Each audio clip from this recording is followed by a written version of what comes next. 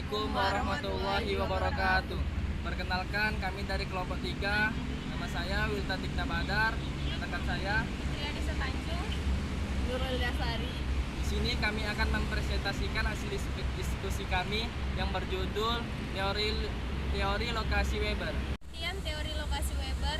Menurut teori Weber, pemilihan lokasi industri didasarkan atas prinsip minimasi biaya.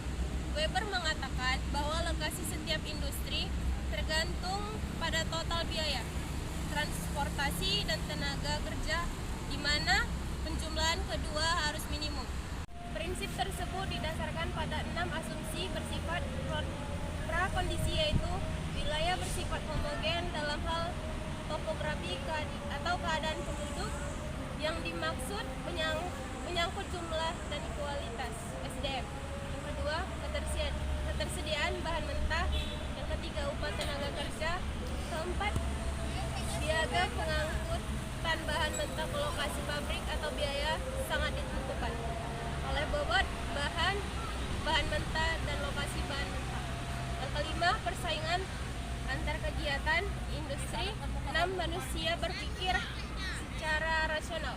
Dalam menentukan lokasi industri terdapat 3 faktor penentu, yaitu yang pertama biaya transportasi, 2 upah tenaga kerja, 3 tanpa aglomerasi dan deaglomerasi.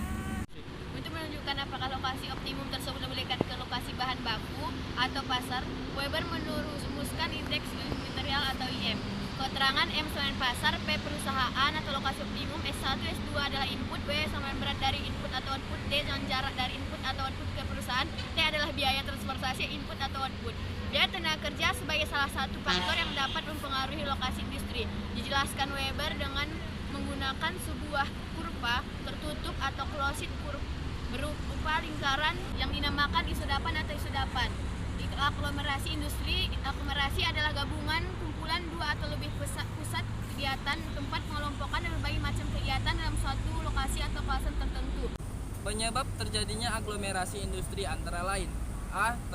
Terkonsentrasinya beberapa faktor produksi yang dibutuhkan pada suatu lokasi. B. Kesamaan lokasi usaha yang didasarkan pada salah satu faktor produksi tertentu. C. Adanya wilayah pusat pertumbuhan industri yang disesuaikan dengan tata ruang dan fungsi wilayah. D. Adanya kesamaan kebutuhan sarana, prasarana, dan bidang pelayanan industri lainnya yang lengkap. E. Adanya kerjasama dan saling membutuhkan dalam menghasilkan suatu produksi. Tujuan dibentuknya suatu kawasan industri: 1. Untuk mempercepat pertumbuhan industri. 2. Memberikan kemudahan bagi kegiatan industri. 3. Mendorong kegiatan industri agar terpusat dan berlokasi di kawasan tersebut. 4. Menyediakan fasilitas lokasi industri yang berwawasan lingkungan. Faktor penentu lokasi industri: 1. Bahan mentah, 2. Modal, 3. Tenaga kerja, 4. Sumber energi, 5. Transportasi, 6. Pasar, 7. Teknologi yang digunakan, 8. Perangkat hukum, 9. Kondisi lingkungan. Demikianlah hasil dari presentasi kami, semoga bermanfaat untuk kita semua. Bila ada kesalahan kata, mohon dimaafkan. Wabillahi taufiq wal hidayah. Wassalamualaikum warahmatullahi wabarakatuh.